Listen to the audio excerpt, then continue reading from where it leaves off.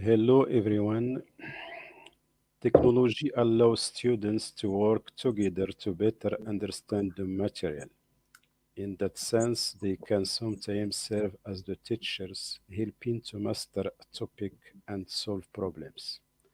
Student success is often based on a combination of factors, including family supports, academic Student preparedness, service, life skills, often and by decision-making abilities of the students. Student success includes strong retention, degree completion rates, and also high quality learning. It means that students are prepared for success in their personal, civic, and professional lives. Technology may cause distraction from work and study, may reduce the creativity of people, and may cause social isolation of the people. But digital learning tools can increase students' engagement, help teachers improve their lesson plans, and facilitates personalized learning. It also helps students build essential 21st century skills. How do you define student success? Why is student success important? What is important for student success? What factors influence success? How technology has affected education? Do students learn better with technology? How can educational technology help students, mostly amid COVID 19 and in unpredictable world more and more? To answer these questions, we will be pleased to hear carefully the speech of our eminent guest, Professor Steve Joordens from the University of Toronto. Welcome, Steve. Thank you very much, Abdel Nasser, and thank you for the invitation and the opportunity to chat with, well, all of you guys today. I appreciate all of you guys as well finding the time, coming and hanging out a little bit. And I think we'll have a fun little session here. I do, if you ever see me glancing a little to the left, I have the chat open on my phone on the left. So I'm just keeping an eye every now and then. If you have questions as I'm talking, sometimes these are more fun to be conversations rather than just me talking. So feel free to ask any questions. And if I think it kind of fits with what I'm talking about, I will certainly address the Okay, question at that okay. time. You Okay. will take 45 minutes to present, and after we can question you Yeah. and you can answer questions. Fantastic. Okay, cool. Well, let's jump in then.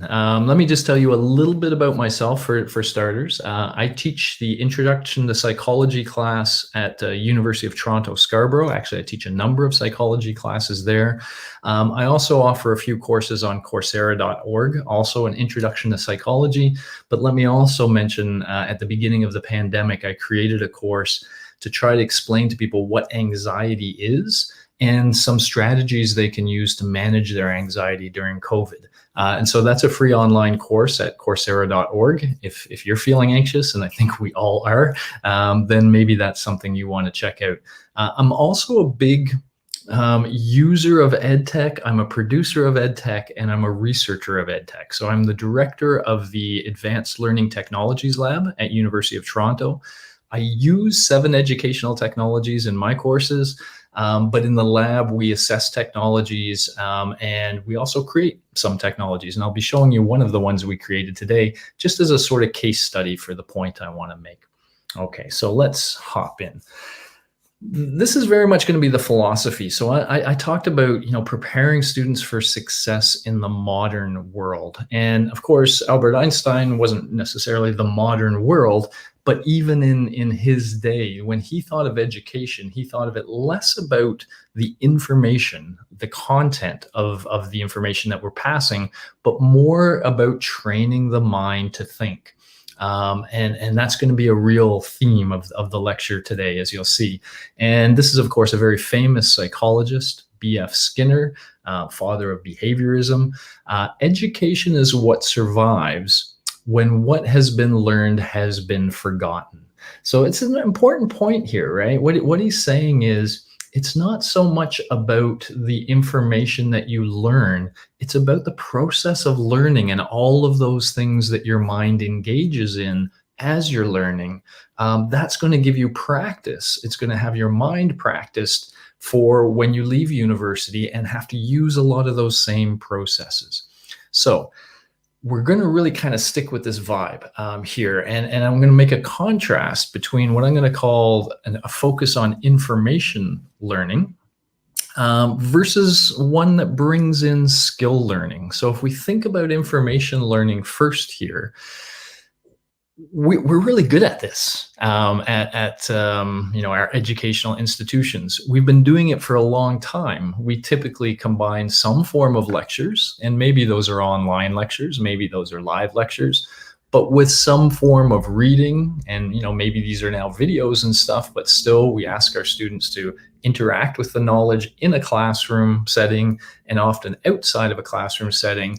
And then we do things like multiple choice tests to see if the learning stuck, right? And so we know how to transmit information and we know how to measure whether it worked. And I think I will argue it's because we know how to do these that we have trouble going beyond this, that this is our comfort zone for a lot of educators, this traditional approach. But I'm also going to argue that if we stick with the traditional approach, we're not serving our students well, because the modern world is even more modern than Einstein's modern world. And his focus on teaching students skills is more important than ever. So let me just start and talk about this for a moment, because this distinction between learning information and learning skills is really important. And sometimes I find a nice analogy really helps to make the point clearly. And so say something like this. You could go to a lecture and somebody could tell you all about guitars. They could tell you the history of the guitar, who created the very first guitar. They could talk about the different kinds of guitars that are out there. They could talk about the different pickups in guitars, all this sort of information. And in an hour, if you had a really good presenter, you could leave that hour with a lot of information about guitars that you didn't have when you went in, right? So a lot of information can be transmitted if we're careful to be engaging and to structure our information well. If you want to learn to play guitar, you're not going to do that in an hour. And you're not going to do it by passively sitting and having somebody speak to you. The only way to develop a skill like playing guitar is to play guitar. You have to engage that skill. And usually early on, we're not very good at it. And that's the hardest part. We have to push through that period when we're not very good at the skill. But if we keep practicing, and especially if our practice is structured, and if it's very supportive, and if it provides feedback along the way, then as we repeatedly practice, the skill becomes better and better and better, and may even become second nature. Think of a really good guitar player that you like. That guitar player probably doesn't even think about playing guitar anymore. They just are able to play. That's how skills develop. So when we talk about developing skills in students, this is part of the challenge, right? We know how to do the information. How do we give students this repeated, structured practice with a skill? Why is this so important, first of all? Well, the job market today is extremely volatile. We have automation, taking away a lot of jobs. So a lot of jobs that humans do, machines can now do. And the new jobs, so these are, for example, 10 emerging jobs that come. Even if you look at these, data analyst, AI and machine learning specialist, these are sort of general descriptions, right? What does a big data specialist do? Well, they probably do all sorts of different things. And so here's the claim. It's really hard for us to think about a specific job and to try to set our students up for that job, because that job may not even exist and when they get there, and brand new jobs may exist. So how do we prepare our students when the job market is so chaotic and ever-changing? And many people have agreed that the answer to that is we give them the right skills. These are sometimes called transversal skills, various other things, but things like critical thinking, creative thinking, collaboration. And by collaboration, we should also include here just communication, the ability to express your own ideas, but also to shut up and listen to other people when they're talking. And, the ability to work in a team in a collaborative way. Curiosity, because curiosity drives a lot of learning. So we should, really, when I think of this, I think we should do something where students like learning. If we're making learning painful, we're going to kill their curiosity. So we want to do things that the students find engaging. And yeah, we want to work on compassion, the humanity of it, because often the best things that we do these days, we do as groups of people. Very seldom does a single individual do much of importance. It's almost always a group. And to work as a group, you have to be able to work with other human beings in empathetic and compassionate ways. Okay. So the claim is, if students had these skills, then they can do almost any of these jobs. They are very generally prepared to succeed no matter what they do. And that's why so many people say we have to get better at really helping students develop these skills while they are in our institution. Okay, so the big picture of what I'm talking about today is, developing an educational technology for the modern world. And what I really want to highlight about the first part of what I've done here is this should start with a very clear problem that you're trying to solve. And it should be a problem that's very important to educational institutions. The problem I've been highlighting here is sometimes called the skills gap. And what we mean by that is employers value all these skills and they want their employees to have them, but they often feel like they're not getting them in university, that the university students are not coming to them with these skills very well developed. And that's the gap. And so what I'm suggesting is that's a big problem for our students and for their success. And so the first thing I want to say is an ed tech needs to have a problem that it's solving. And this is an example of a problem. And I'm going to connect all of this with one ed tech to bring these pieces together. But this is a good example of a problem that needs solving.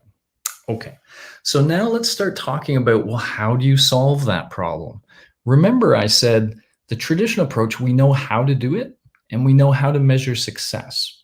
So those are the things we have to figure out for skill learning. How do we teach these skills? And then if we have a way, how can we measure success? Okay, so I'm going to talk about what I will sometimes call the undervalued third leg of education, if we will. So let me do the first two, first of all. The first one is presenting course content. Of course, we all think of this generally as teaching, right? If we say somebody is a good teacher, what we typically mean is they're a good lecturer. They're good at presenting the course content to the class. And that's important. It's absolutely really important. But I'm going to argue there's other things maybe more important.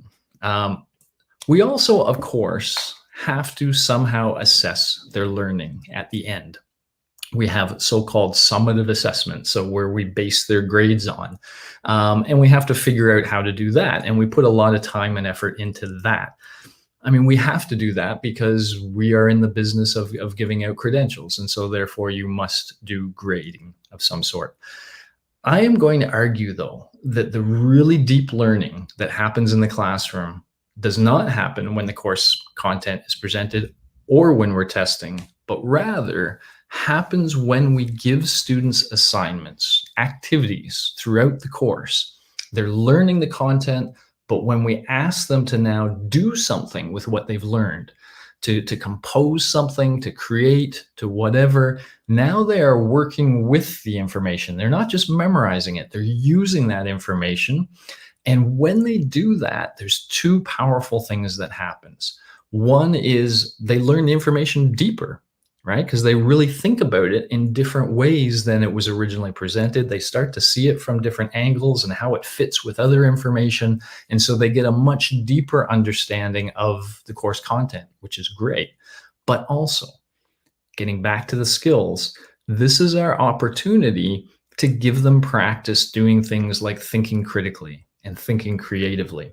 And if we can design an educational technology well to support this set of things, activities that we're doing, but something that really kind of gets the most pedagogy out of it as they do it. So this is what I'm going to be focusing on is sort of this issue, this problem. How could we think about the assignments we give our students presented within an ed tech that really upped the pedagogical game, especially with respect to developing skills, the kinds of skills students need for success? Okay. I am going to really focus on assessment as our prime tool. Students are never more engaged than when we are assessing them. We have their minds fully then. And so that is a great time to do some learning. And often when we think of assessment, we think of this bottom one, which we call assessment of learning. So this is like the final exam, right? We've presented information all through the year, and we just want to know what students know. And so we're using the assessment simply as a measuring device in this case. And that's fine. And that's the traditional way people think of assessments. But there are two other ways to think about assessments that really kind of allow us to leverage the power that the assessment context brings. So an assessment for learning, this is when the teacher is assessing students. So they're trying to kind of figure out what students know and not, but specifically to help configure maybe even how they teach. So the assessment is as much for the teacher, for example, to say, oh, students are having trouble with that concept. And so I'm going to focus more on that concept. I'm going to, so the teacher is now using the assessment to guide the instruction. And the feedback is a big part, the interaction between the student and the instructor in terms of these more difficult parts. And then there's what I'm really going to focus on today, which is the middle one, assessment as learning. So this is when the assessment that students are doing is actually the learning process, right? They're undergoing this process where they themselves are practicing skills, asking questions, interacting with each other, using, as you'll see, self-assessment and teacher feedback and peer feedback to reflect on their learning, consolidate their understanding, and work towards their goals. Okay, this is the deepest way to use assessment as a real learning context. And I'm going to unpack that as we go forward here. I'm still keeping an eye on the chat so far. There's nothing there. We can wait till the end for the QA. But again, if you have questions along the way, feel free. Okay. Here's going to be my first principle for good ed techs. Well, I actually sort of did my first principle, I guess. Let me back up a little bit. I guess my first principle was that an ed tech must have a clear problem it's solving, right? There must be a reason for that ed tech to be there in the first place, and that should be able to be clearly stated. But the second principle then is that an ed tech should be based on evidence-based practices and processes. Some people just create something. Oh, this seems like a great idea, so I built a technology because it could be really powerful in the classroom. We don't have a lot of time for could be, might be, would be. We've had a lot of people doing a lot of research for a long time, finding things that work. And we should start there. It's the things that the science says are powerful. So for example, let me give you 3 examples of things that work, and then I'll show you how a technology can bring them all together. So peer assessment. What's peer assessment? We kind of see it depicted here. It's done in a lot of schools. It's when you give students some task to do, maybe a written assignment, and then you say, okay, please pass your work to another student and take their work and read each other's work and give each other some feedback about how the work could be improved. Okay, so we're just doing one for one here. It's in a real face-to-face context, and there's a lot of research that shows even in that context, I'm going to suggest it could be done better, but even in this context, we see that it engages critical thought when students try to find something about their peers' work that could be better. Creative thought when they try to give advice to their peers. Communication, because of course they have to first of all read what their peer has said and think about it, and then they have to express their feedback back to that peer. And metacognition, because they're seeing another peer's work for something they themselves did. So suddenly they can compare my work to this other peer's work. And that gives them a sense of how good, relatively speaking, their own work is. So this one, little task of swapping assignments and giving feedback, we see it's hitting the right skills. It's giving students exercise with those skills that we want them to learn. There's a slight variant of peer assessment called self-assessment, which simply involves, looking at your own work and analyzing that. And so some teachers will sometimes give students a task, say, write it up, do your thing. The student does it. And then they say, okay, now I want you to assess how good your work is. And maybe there's a checklist or a rubric or something, but the student goes through and looks at their own work. And the idea here, students aren't really good at this, by the way, at seeing flaws. But I'll tell you, you can help them get better. But as they do this, we're really focusing on metacognition here. And that is a student's understanding of the quality of their own work. The places it's good, the places it could be better. We're also focusing, we're sort of helping to grow what people call a growth mindset. This is like Carol Dweck's work in Stanford.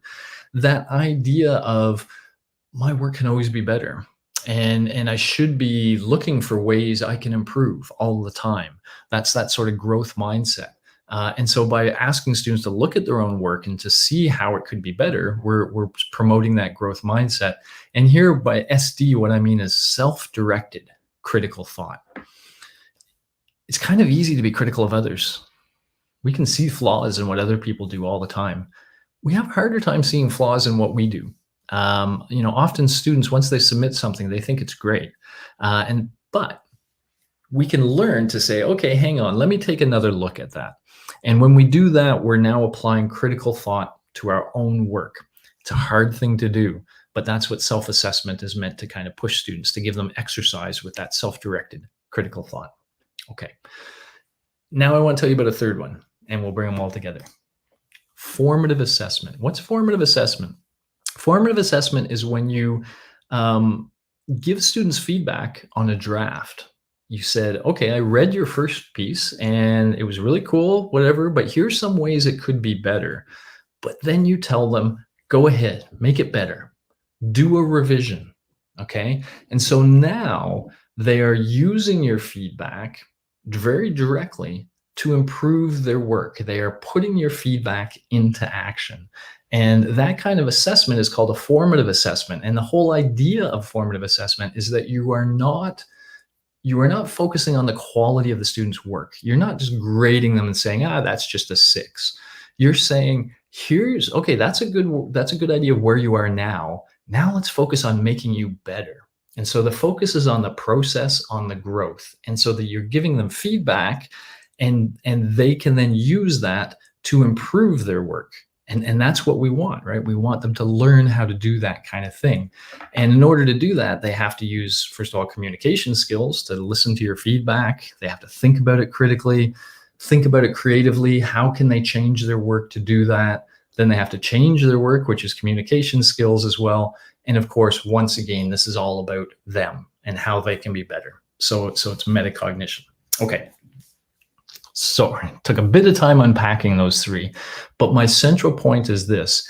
These are things we've known about for probably 20 years or more.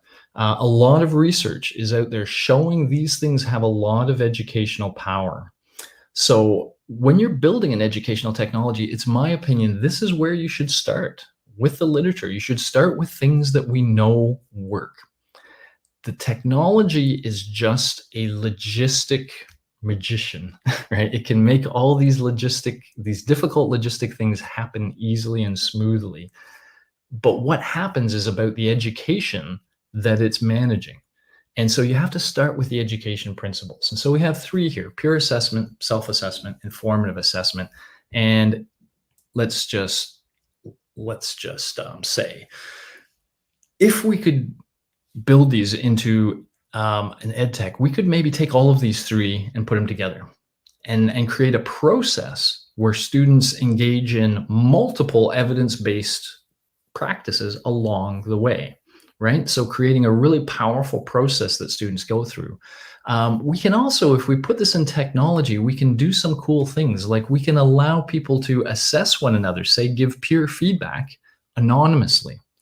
One of the problems with peer feedback is if you can see the person and they're going to look at you while they're reading your comments or listening to your comments, you're worried about what they think of you. So you want to be nice, you want to be, and if it happens to be the cute boy in the class, then you maybe especially want to be nice. When it's anonymous, you get rid of all those social factors and people can just focus on the work and how it can be better. So it actually produces better learning. And if you don't know the name of a person, then you cannot be biased against them in terms of their gender or their cultural background. All you know is their work. And so that's a real nice thing. And technology can keep everything anonymous. It can also enable a lot of repetition, and you're going to see how this happens. Remember in the peer assessment, it was like one paper. You're seeing one peer's work. And I said, hey, just seeing one peer's work gave you a lot of information about your own work. What if you could see 4 or 5 peers' work? What if you were asked to give feedback to 4 or 5 peers? And so that everything you were exercising while you're giving feedback, you're now exercising it repeatedly over and over again. That's how skills develop, with repeated exercise across slightly different contexts. And in fact, we may even be able to measure the skills, not just develop them. I don't know how much I'm going to be able to touch on this last point, but yeah, we'll see. Okay, you guys have put up with a whole lot of ambiguity as I kind of was talking up here. Let me get down on the ground and let me tell you about an explicit technology. I'm just going to show you one just sort of as a case study, but to show you how an effective ed tech can really kind of bring all of this together. So I'm going to contrast it with the sort of traditional approach. The traditional approach is to give students some task. They create a composition. So this could be a lab report. It could be a book report. It could be, anything, coding up something in a computer science course. It could be a math proof, whatever. They do whatever they're asked to do and they submit it. And right now this goes to their instructor, time passes, et cetera, et cetera. And eventually it comes back to the student with a grade and some comments. Okay. I want you to now imagine this new process. It's called formative peer assessment. And it's an example of how you can bring a lot of good things together using technology in a powerful way. It starts the same way. Instructors give students some task, some composition to create. But then we're going to ask students to assess their peers and also themselves, by the way. We're going to have them do both peer and self-assessment. And we're going to let them do it for multiple peers as well. As they are giving a bunch of peers feedback, a bunch of peers are also looking at their work and giving feedback to it. So in the third step, the students are going to see the feedback that peers have given to their work. They're going to analyze that feedback. They're going to be allowed to use that feedback to revise their work. And then they submit the revised version to the instructor. From the instructor's point of view, they do the things on the end. All of this is student driven. It's all the students doing the work here, and it's giving them the sort of repeated structured practice they are going to need to develop the skills that they need to develop. Okay. Still no questions. All right, to the demo. I'm going to jump to a demo here. I just was going to mention to you that if you want to play with the technology that I'm using, it's called Peer Scholar. It is one of the technologies that came out of our lab. We're very proud of it in many ways. You can go to app.peerscholar.com and register an account, and you can start playing with it if you'd like to. I am going to jump out of here for a moment and jump into here. And what you are seeing here, or will be as soon as it comes up, there we go, is just the login for Peer Scholar. So I'm going to log in as a student. Here we go. And I'm going to go into a course. And What I'm going to show you is these 3 steps and give you a real clear sense of how an educational technology like this works, and yeah, how it delivers on the promise of the things I was trying to tell you about. In this technology, there's 3 steps that students go through, and I already sort of told you about those. They create something, then they give feedback to peers, and then they learn from the feedback they received. Now, normally it would just move along this line. I've created it so I can get into all 3 of these at the same time, but know that it would normally just be one line that would change as we go. So, create phase. In a way, there's nothing new here, and in a way, there is. Largely, this is just going to be where we tell students what we need them to do for their submission. So where we define the task. However, I want to bring in another point here that technology can allow us to do. And that is, we can start to integrate information learning and practice in a very powerful way. So what do I mean by that? Well, because this is a digital product, these are my instructions. I could have just written all my instructions, but you can also embed videos directly into the instructions. And I've got a couple of videos here. The first one is me just kind of telling students what the general task is. You know, here's what I'm going to ask you to do. But notice this one. So what I am asking them to do is to pitch an idea of theirs. And so I'm asking them to make a pitch for an idea. And so maybe I should tell them what a pitch is. What's a good pitch look like, right? And I do that in 2 ways. One is I have a rubric. So let me pop that open. I'll just pop it open over here. So this is a rubric. It says that a good pitch has these 4 characteristics, and it kind of defines, you know, what is an A level, what's a B level, what's a C level, etc. And so this rubric can help them when they're creating their pitch. They can think about these 4 things. And in fact, these are exactly the same 4 things that I talk about here. And I won't play this video other than just to show you that it can play directly within. So as I went through, you would see eventually these things I'm talking about popping up: organization and content, etc. I don't know if you saw that a second ago. But at any rate, think of it this way. They learn what a good pitch should look like. And then almost immediately, they're in this place where they can make their own pitch. And so here's my pitch. So they can do whatever they wish. The other kind of cool thing, by the way, about it being a digital product like this is that they can embed video as well. They can embed anything, pictures, video. You see LaTeX up here for you, those of you guys who like your LaTeX. Everything like that is available to the students. So they can create a very media-rich pitch back. But other than that, nothing really exciting is happening here, right? Students are learning what a task is, and then they're being then they're immediately putting into practice what they've learned. Okay. It gets more interesting in the second step. And this is where I think I can really kind of show you the full sense of what's around. Just a quick peek at the time there. Good. All right. So this is the assess step. And I think this really shows you the potential of educational technologies in terms of really supporting learning. Let me take a little bit of a brief aside here and talk about Vygotsky's zone of proximal development, for those of you who don't know it.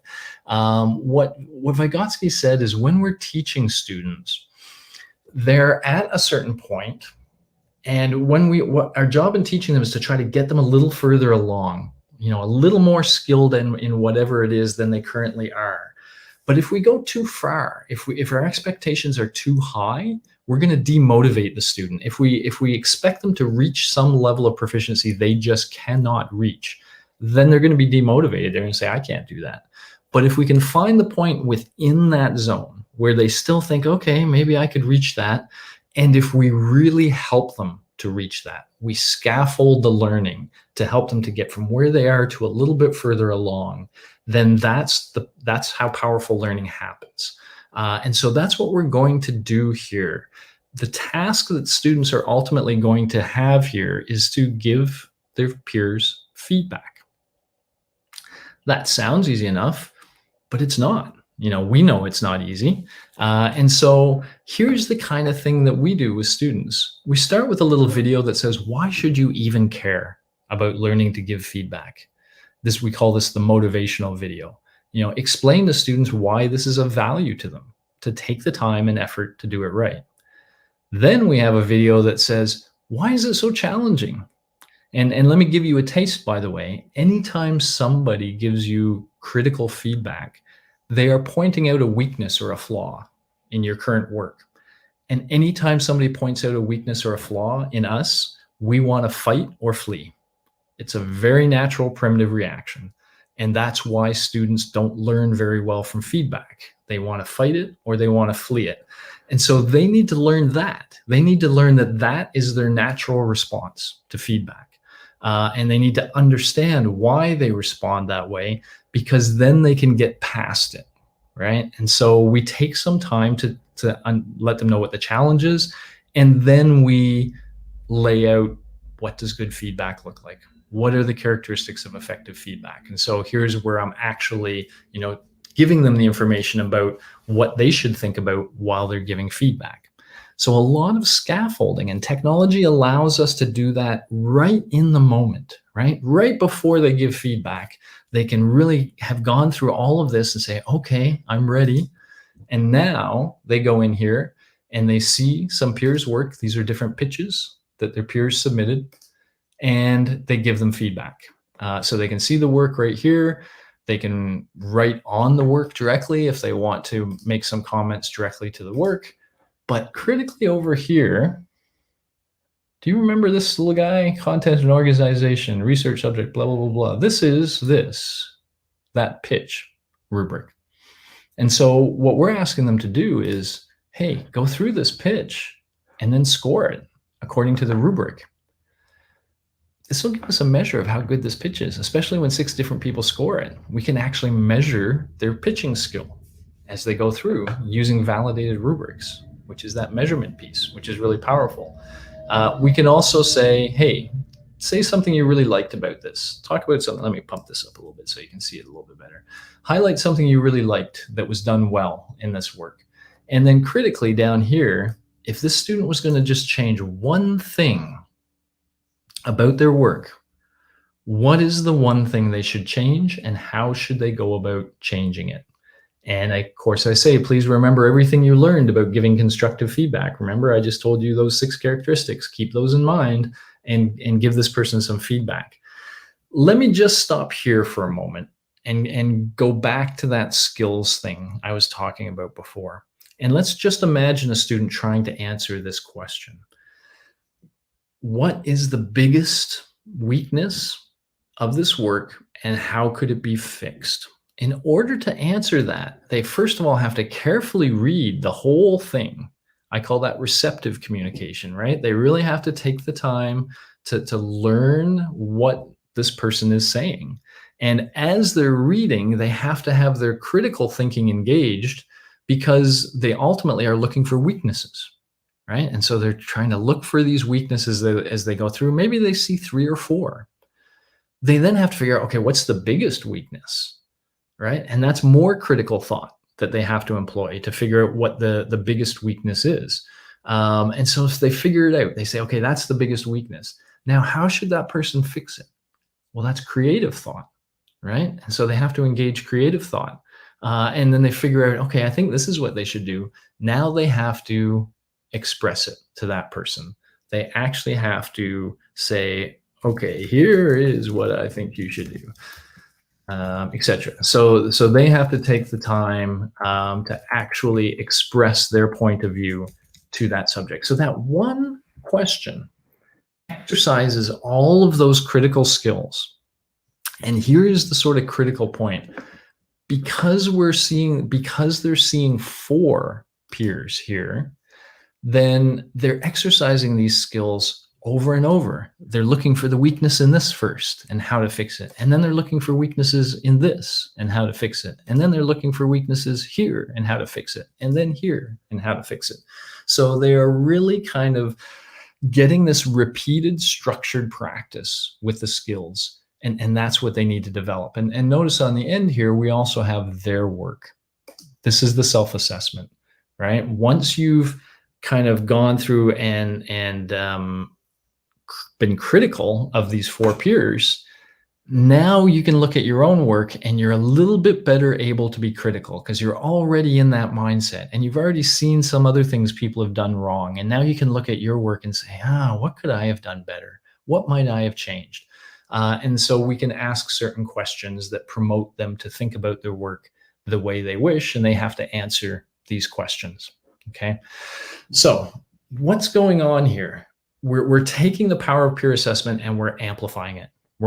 Because we're having it have a lot of repetition and structure. We're also taking the power of self-assessment, but we're putting it in the context where it is most powerful, right after a student has done a bunch of peer assessments. And not only are we doing all of this, but we're really preparing our students by giving them all those micro learning experiences at the beginning. Okay.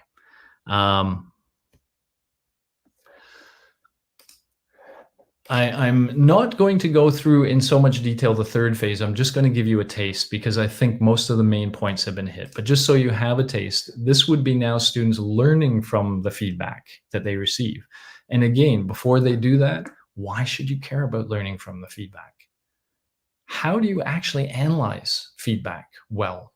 What are the steps you should go through to do that? Once you've analyzed the feedback, how do you then bring that information that you've learned and use it to create a good revision of your work? And so once again, we have all the micro learning there. We're right in the context. We're saying, okay, here's the things you need to be thinking about. Here's the things you have to know. Now go and do it. And now they will be seeing feedback given to their work. But once again, remember I said they want to fight or flee? We don't let them fight or flee. We say, here's some feedback and here's some questions you have to answer about that feedback. Including, by the way, we have a rubric here that, remember those 6 characteristics of feedback that I told you about?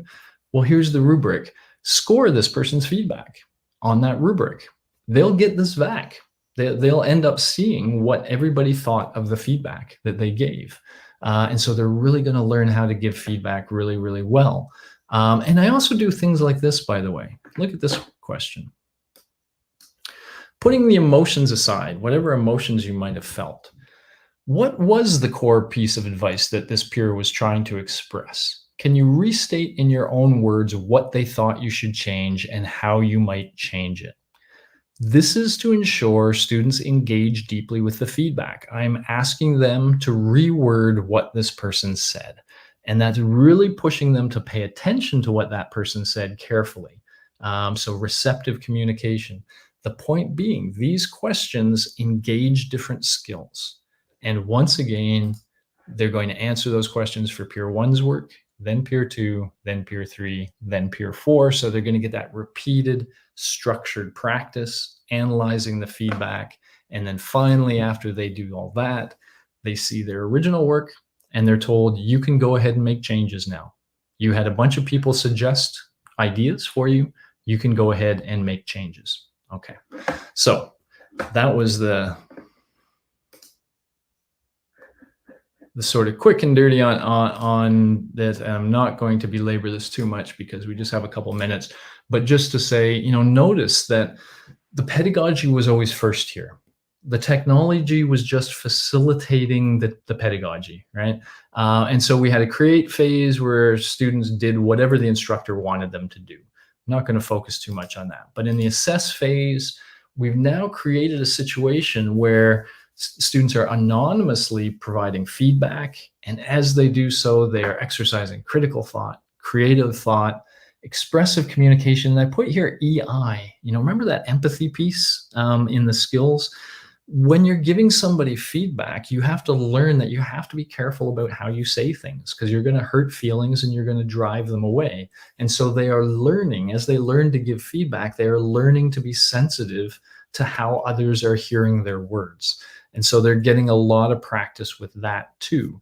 And again, we're building in the repetition. So they're practicing these skills over and over in the context of different peer work.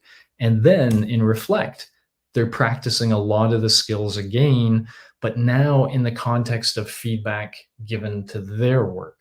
So it's much more metacognitive in that third phase, because it's all about their work and how it can be better. But once again, as they go through the feedback, they're exercising all these skills in a powerful way. And remember, I said the second and third phases were student driven. All of this is going on without the instructor needing to do anything. This is all the students that are powering this learning, and that makes it really powerful as well, because they own it. This is their sort of learning. So just a quick sort of wrap up then. Where did I go? I think for modern educational technologies, there's so many educational technologies out there. And so if somebody was assessing, is this something I think I should have in my institution or in my class? That first of all, they have to be evidence-based. You should be able to ask, what is the evidence your technology is based on? And I prefer them to be what I call double evidence-based. What I mean by that is the technology is based on evidence-based stuff, but then the technology itself has been the subject of research, and hopefully research showing that it does what it claims to do. So it's a bunch of evidence-based things that when put together, you can demonstrate they have the power they say they have. Very important. They should directly connect. So one of the first things you should ask is, what do I hope my students will get from me using this? And what are the things you value, the learning outcomes that you want to deliver? And then when it comes to a technology, the question should be, how are you going to help me get there? How are you going to help my students get there? So it doesn't matter how glitzy or fancy your technology is. I want to know how it's going to help me reach my goals. And a good technology should easily be able to connect with your learning outcomes. The really good technologies actually amplify the pedagogy. So they take things that work and then they make them work even better. And an example of this would be the use of anonymity and repetition. In the example I gave you, made those peer assessment and self-assessment processes even more powerful. And what we really want is technologies that really allow for a rich and complex pedagogies to be delivered in easy ways to any context. We want them to be really scalable. And so they have to be pedagogically powerful, but in terms of ease of use, they have to be really easy to use, because then instructors will use them, right? So the best technology of the world is useless if nobody will bring it into their classroom. So it has to be easy to use. Those are the characteristics. I'm going to stop here. If anybody wants to know anything more about PeerScholar, they can do info@peerscholar.com. I should have put my email address on here.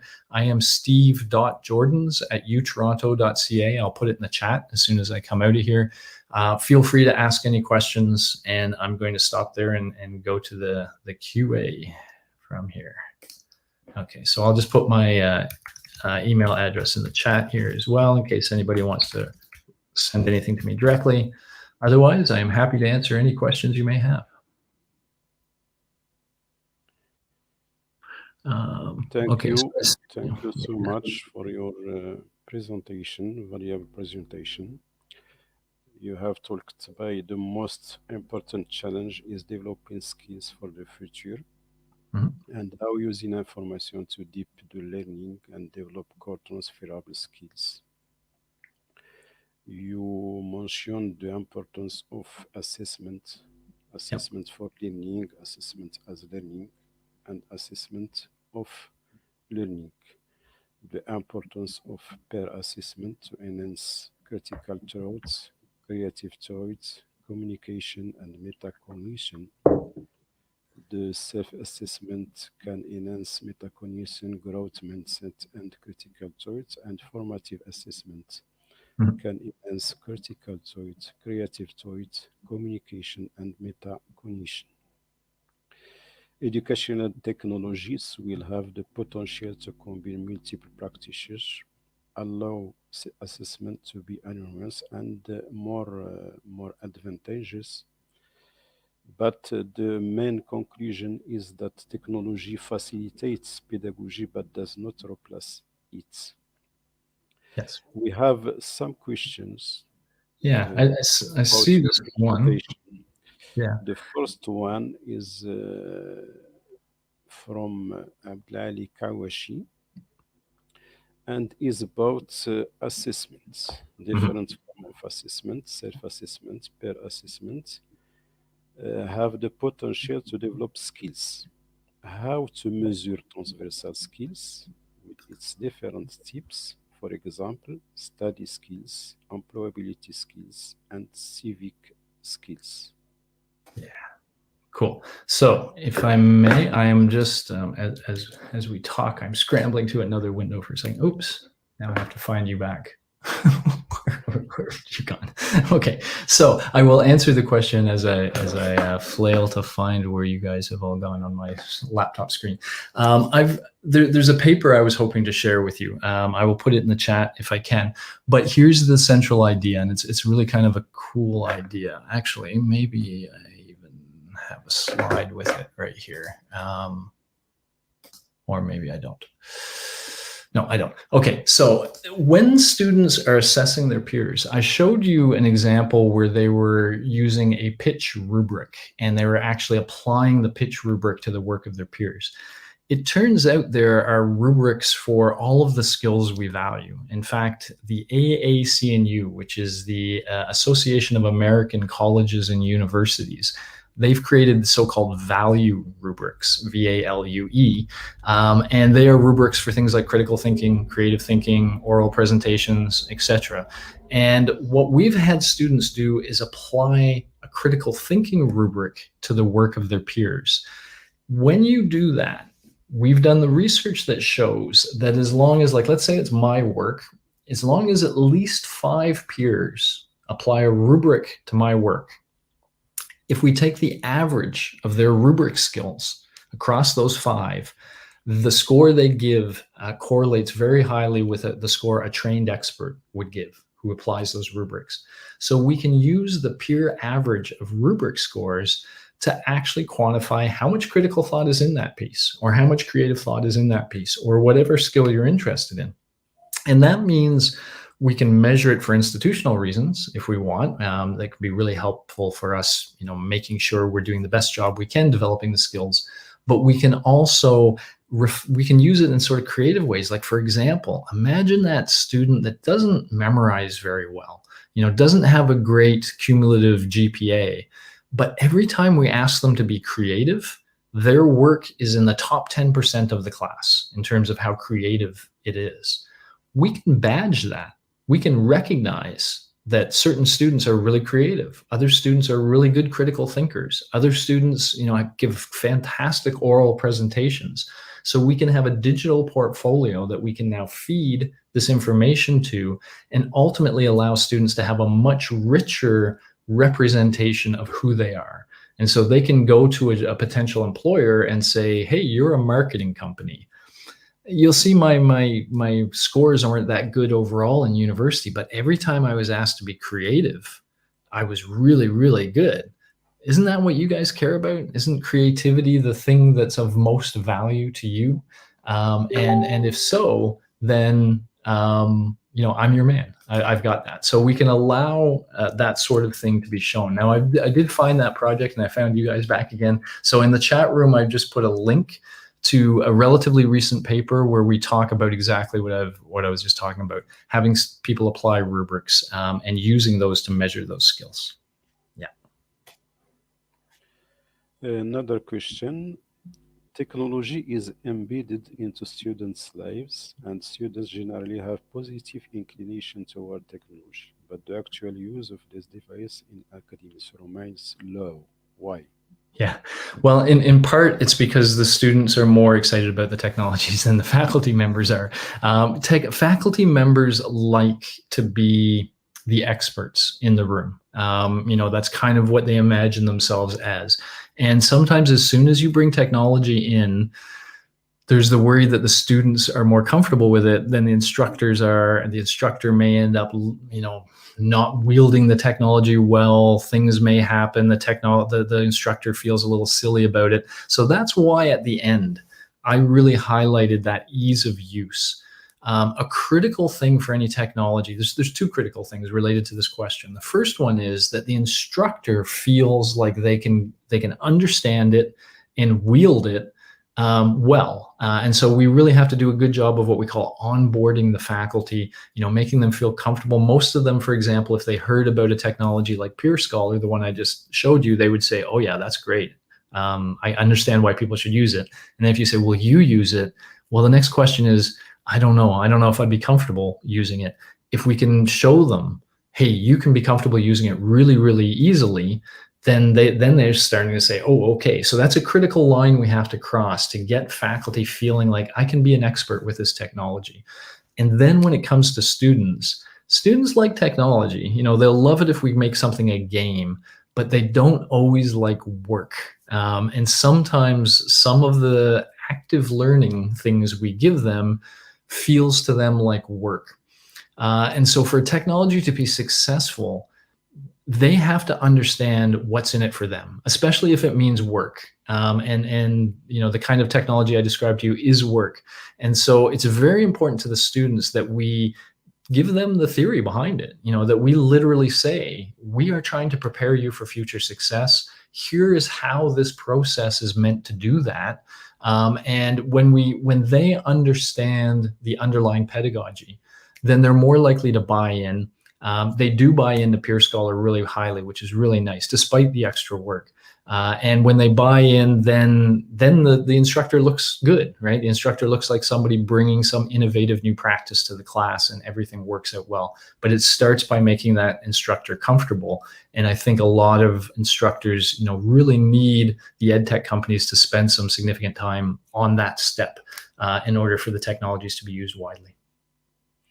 Another question, could you please explain the relation between technology and soft skills? Thank you, Mohammed, for that question, because I think it's good at multiple levels, and you're going to give me a chance to lay out something I really want to do, which is this. Everything I'm talking about sort of is soft skills, the critical thinking, the collaboration, the communication, but you'd also probably be right to say, but hang on, Joordens, having an interaction with your peers the way you just described is very different from, let's say, sitting in an interview. I almost think that the ultimate test for, are we teaching students soft skills, is imagining them sitting in an interview for a job they really want.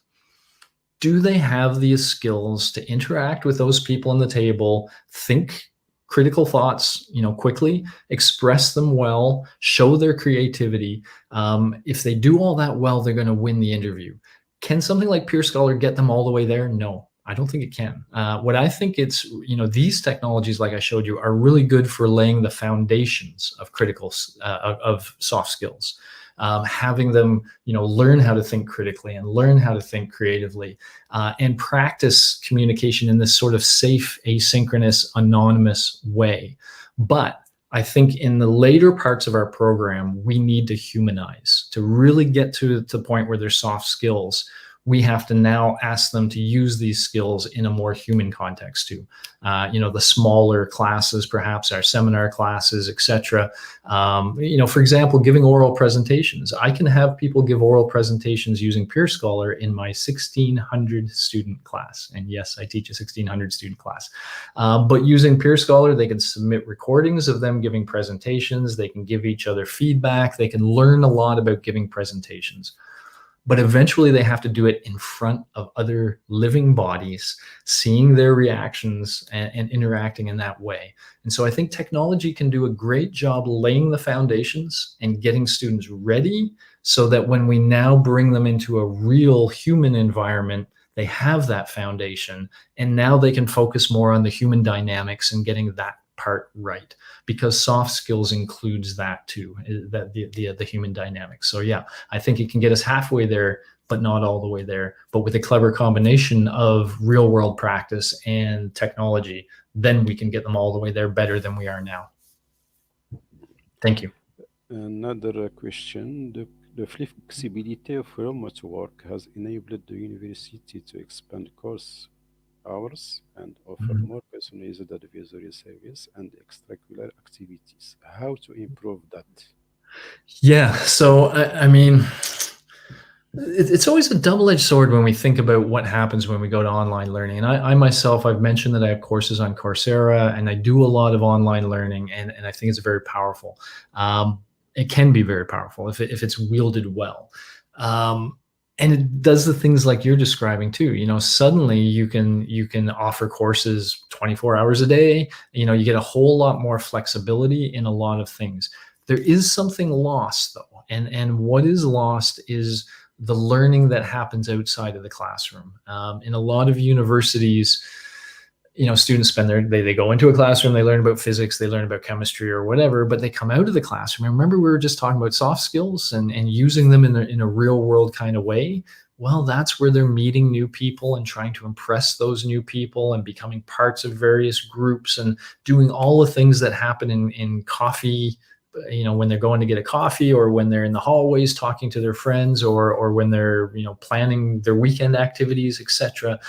When we are totally online, students are missing that. They're missing all of the outside of the classroom stuff.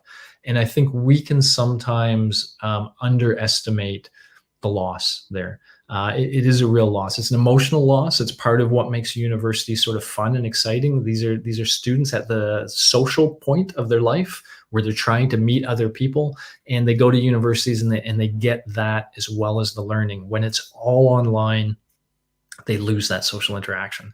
So I think we can make the online learning really powerful. And I think we can try to provide other supports for the online learning. But I also think there's a place for having students on campus and having them do things there. And I think that's how we improve online learning, to be quite honest, is we have to, it's almost just like what I said with the technology. We have to understand that while technology can do all these great logistic things and provide all this flexibility, it just cannot be as human as being around other humans. And we succeed by impressing other humans. That's how we get raises. That's how we get promotions. And so we have to learn how to be around other humans and how to interact well with other humans. And that's what is needed on top of what the tech can do. So I think there's always going to be a critical role for that as well. Thank you for posting that link there. And there's a link from there that can get you right to the report. Okay. Yeah. Another question, maybe the last. We can use technology as a support for teaching, but when it comes to testing, we switch back to paper pen testing. How can we compensate for this mismatch? Yeah, I mean, we haven't been these days with COVID, at least not in Toronto. We haven't been. We've been doing everything online, including the testing. But of course, the testing can be tricky because suddenly we lose. It's not so much that we love paper and pen testing. What we love is having all of our students in a place where we can verify they are who they are, and where we can make sure that they're not using extra resources to help them complete their assessment. So that's why we still do paper and pen testing. We don't love the paper and pen. We love the academic integrity that we can kind of have in that situation. That, I think, has been a major challenge. There's opportunities to testing with technology. Many of you guys probably know about something called the testing effect, which shows that when you test students, they're actually learning a lot during the test, and you can actually create tests that enhance learning. And that is one of the things that we call assessment for learning. So you could look into some of that if you want. But yeah, when it comes to testing, we switch back to paper and pencil. And I think this is another case where we just have to explain to students, because it will seem like an odd backwards movement, right, to go back there. But let me kind of explain it in another way. When I currently do things online, I use timed questions. So I am using technology for the tests, and they have like 1 minute to answer every question, and they can't go back to questions. We do that to ensure academic integrity. And it's very important to me that I explain to them very empathetically, to be honest, that the reason I do that is I want the best students to get the best marks. And if you have sort of open book and you allow cheating to go crazy, now a student who doesn't know much can get a very good mark. And that means the student that really worked for that good mark, you don't notice them now. They just look like another one that got good marks. And so that's my rationale for doing it the way I do. But when we go back to paper and pencil, you can almost say that, you know what, now, because we can ensure academic integrity a different way, now you can go back to previous questions. You can take as long as you want for any question. And so I think always when we're interacting with students, especially if we're doing anything that seems a little odd, if we have a reason and we can justify the reason, then we are modeling what we want them to learn, which is this ability to think critically and creatively and to be able to express our ideas in clear ways. And so I think that's what we have to do. Either we do that, use paper and pen and explain to students why we're doing this weird mismatch, or we find different ways of testing that are more powerful. Sorry, there we go. Somebody trying to call me on my computer. Yeah. Now I'm okay, Abdinazar. I don't know if we want to just call it here. We can call it here. I'm not in a rush to go anywhere. If there are more questions, I'm willing to answer, but I'm not sure what our time constraints are.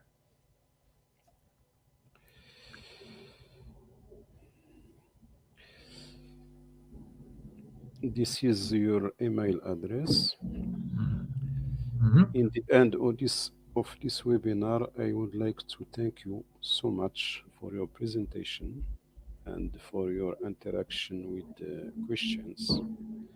And I hope we can invite you for another webinar. Sure. Thank Yeah. you. No, I enjoy these. Thank you so much. Thank you all. Thank you all for taking the time, and Abdinasser especially. Thank you for the invitation. I look forward to future chats with you. And goodbye. Goodbye. Bye-bye.